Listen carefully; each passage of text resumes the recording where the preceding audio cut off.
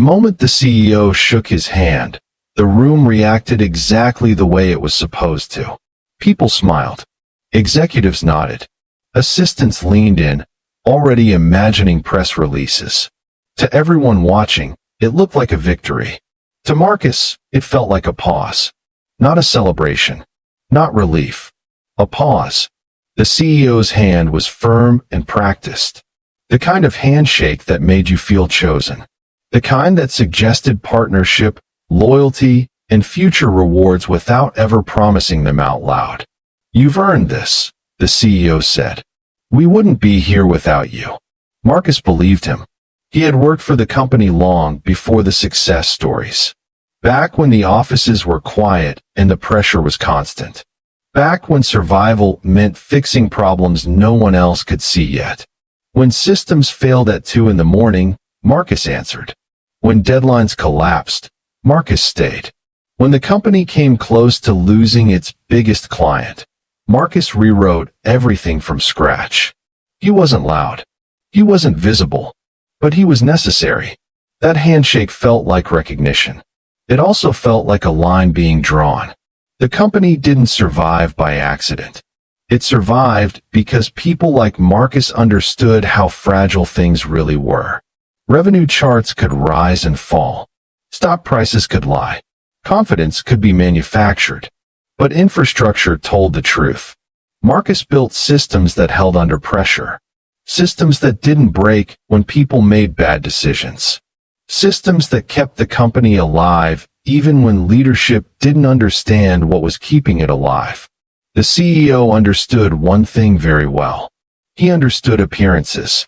He knew how to speak to investors, how to smile during interviews, how to talk about vision without touching details. That was Marcus's job. For years, the arrangement worked. Marcus built. The CEO spoke. And the company grew. When the markets shifted and competitors collapsed, the CEO stood on stage and talked about resilience. He talked about leadership.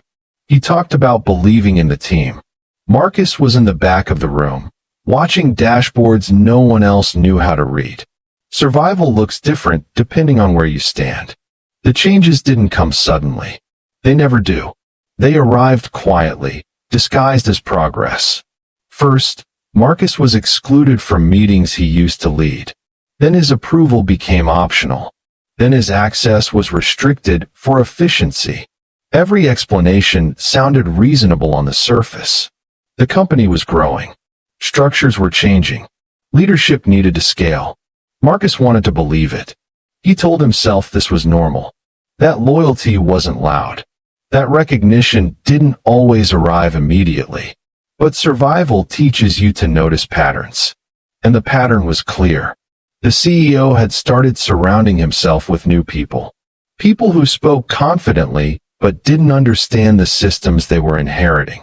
People who could repeat Marcus's ideas without knowing why they worked. Marcus watched them present solutions he had designed. His name was missing.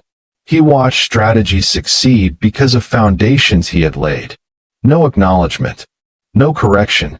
Just silence. The night Marcus truly understood what was happening, the office was nearly empty. He stayed late, as usual. There was an update that needed to be deployed. A quiet fix that would prevent a failure no one else was aware of yet. That's when he saw the message.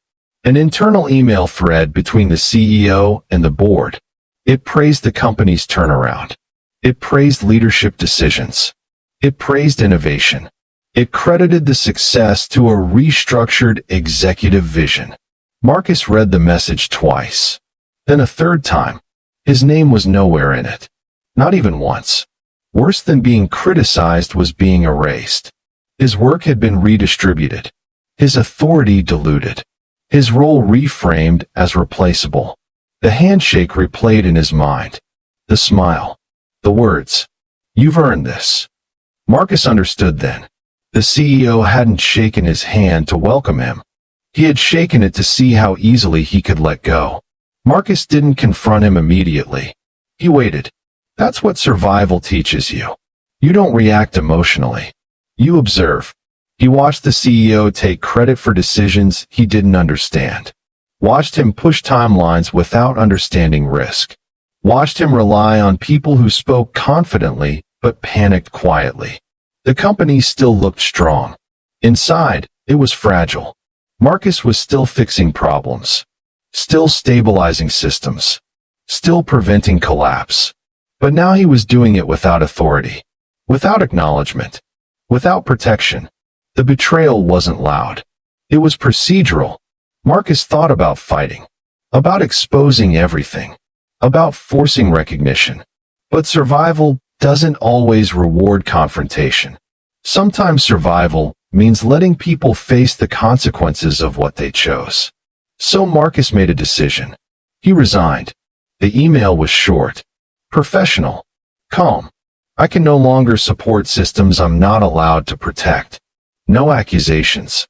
No warnings. Just truth. The CEO didn't respond immediately. 2 days passed. Then 3. Then the first system failed. Not catastrophically. Just enough to raise questions. A delay here. An outage there.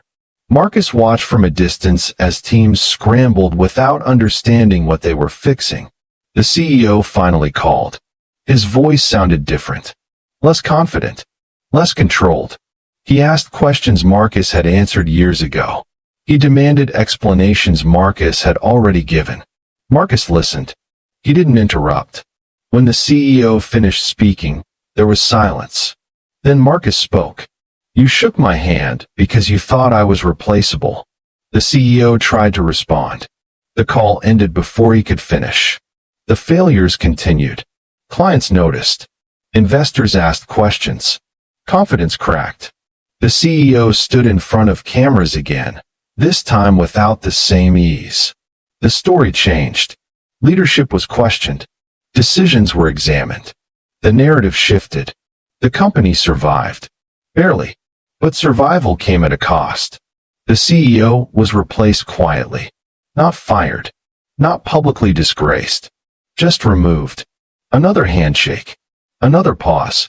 Marcus moved on. He built something smaller. Something honest.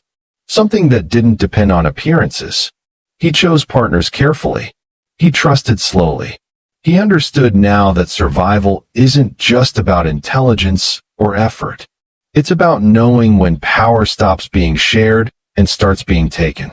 Years later, Marcus would occasionally see the old CEO's name mentioned in articles about past success. Forgotten companies. Case studies. Every time, he remembered the handshake. The moment that looked like trust. The moment that revealed everything. The CEO shook his hand because he thought Marcus needed him.